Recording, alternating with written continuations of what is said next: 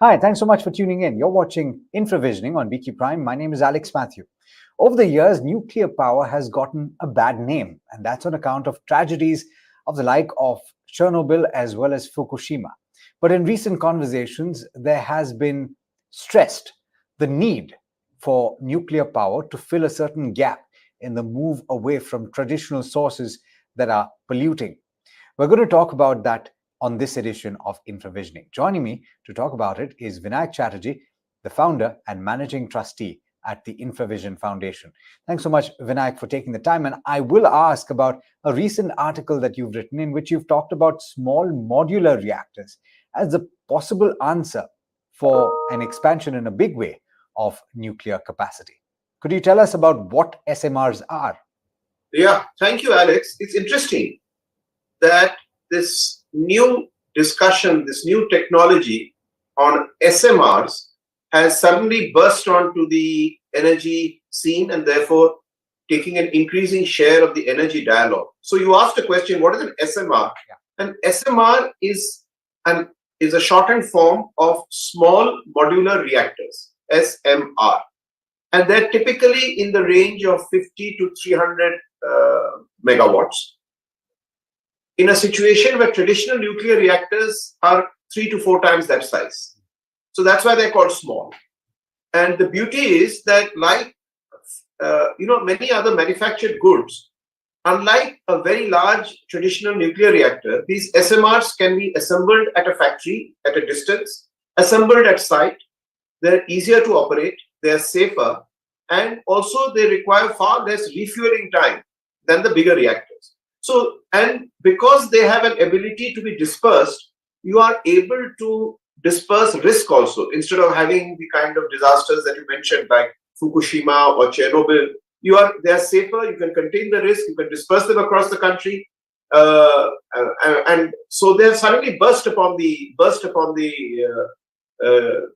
energy discussion scene. So, but over to you. I'm curious, Vinayak. We've had nuclear power for several decades around the world.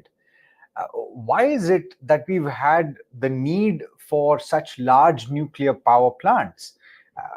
Did this conversation of smaller plants never come up, or is it an issue with technology and the ability to keep things at that level? Yes, I think fundamentally the mindset of atomic energy experts, scientists, somehow has always been focused on large reactors. And I think it has got to do with technology, because even as we discuss SMRs today, experts will tell you that it is not fully proven yet in terms of fully commercial operations everywhere. It is still very much a technology that has been developed, but is in the testing mode. All I know is that very recently, the United States Nuclear Regulatory Commission approved the design of NuScale Power Company, of a plant belonging to an American company called NuScale Power, was approved for about 600 megawatts, of which consisted of 12 SMRs of 50 megawatts each. So whereas many other countries are also now working on it, most interestingly, the discussion has taken root in India.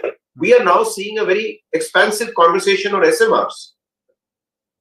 So, but I'm curious, if you've gone into the details of it, or perhaps we'll have to get an expert on nuclear to talk about what the core is, or whether, and I'm no expert, so I'm talking about uranium or plutonium, or what is the core made of, and is there a difference in the technology? But perhaps we'll get to that in some time. Let's talk about the potential though, and let's talk about what is needed for India to have a substantial contribution of nuclear. Where does it stand at right now, and where could it go, Vinayak?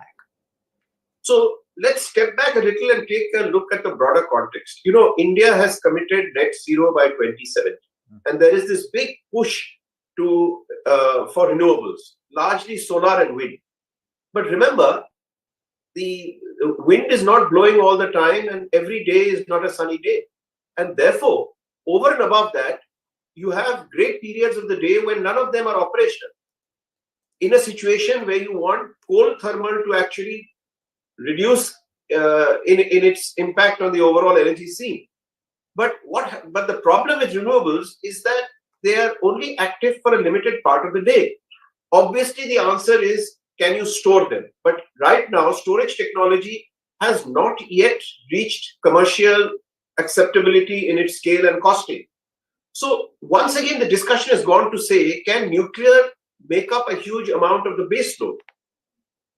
As per the new energy of the National Energy Plan, which is being circulated by the CEA, Central Electricity Authority, India is targeting not more than about 4% of its generation from nuclear, which fundamentally, at a relook that most people are taking on this plan, is fundamentally not really acceptable.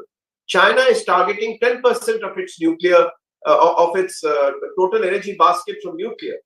Now, if India by 2035 is going to emulate China and have 10% from nuclear, which is desirable from baseload point of view, well, we've got to completely take this business to a different trajectory, because right now the plan envisages India just about touching 20,000 megawatts.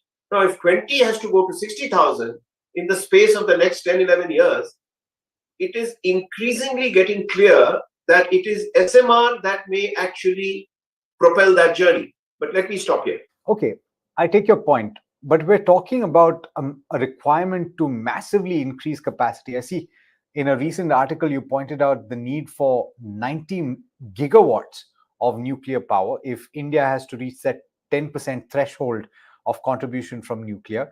The question arises though, how do we deal with the waste that emerges from nuclear fission? Because that's certainly a concern.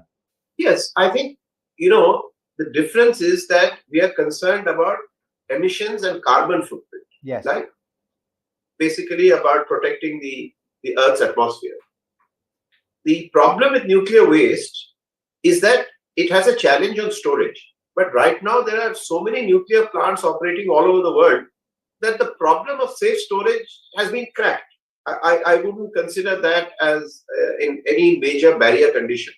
And just to clarify on the wattage, the size, I did mention 60 megawatts. That it would be the expectation by 2032 and 90 megawatts by 2035, which is still humongous in scale, considering that as of now we have planned for only 20,000. So SMRs is the way to go. And again, very interestingly, Niti Aayog has written a white paper urging this technology to be seriously considered by power sector experts. In that white paper, Niti Aayog has also said that private sector must be involved, and ideally the proliferation of SMRs, if it were to happen, should happen in a PPP mode. And to cap this recommendation, at the very recent meeting of our Prime Minister Modi ji along with President Biden in late June 2023, which is just a few weeks ago in the US, the joint communique, the para on the energy sector in the joint communique specifically mentions SMR. It says that the two countries noted the ongoing discussion on developing next generation small modular reactor technologies in a collaborative mode for the domestic market as well as for export. So it's already, this strategy is not only being endorsed with a white paper by Niti Aayog, but has also found its way in an official diplomatic joint statement between USA and India. So obviously something is happening in the energy scene. Certainly. We should all be alive to now. So certainly, and to the point, and this is probably my last question in terms of how this will pan out. You mentioned that the Niti Aayog is very keen on participation by private players. And you've also mentioned that there are companies around the world that are investigating or studying the modalities associated with setting up small reactors. And separately, you've also mentioned that this is like a cement plant where you can effectively construct it in one place and move it and assemble it into another place. So the potential is humongous. We could potentially turn this around very quickly. Are there Indian companies that can participate though? Do we have the capability? Look, I certainly think that our scientists in our Atomic Energy Commission's Nuclear Power Corporation are very, very good, as you would have seen, as good as our space scientists, and that, all our space missions now are acknowledged successes. Our nuclear scientists are also in that league. So we have in India talent in an academic technical sense to manage this. We also have companies like Larsen and Toubro who have contributed to the manufacture of nuclear reactors, and they have the technology. We would also possibly require joint venture partners. Our minds should be open. For example, I know that Rolls-Royce is already establishing a centralized manufacturing facility in the UK for producing SMRs. So far as the Indian opportunity is concerned, companies like Westinghouse Electric, GE Hitachi, EDF, Electricité de France, Rosatom, many such foreign companies have actually evinced interest in the SMR opportunity in India. So I think between our very good scientific and technical capacity that we have, the manufacturing capacity that we have, potential JVs, once this dialogue gathers steam and policymakers actually now latch on to SMR as a refreshing new page to India's energy plans, we might see a different kind of nuclear power emerging in India. Certainly. Wait and see. Wait and see is the word. Vinayak, thanks so much for taking the time for speaking to us, and certainly an intriguing thing to think about going forward. Thank you. Thank you, Alex.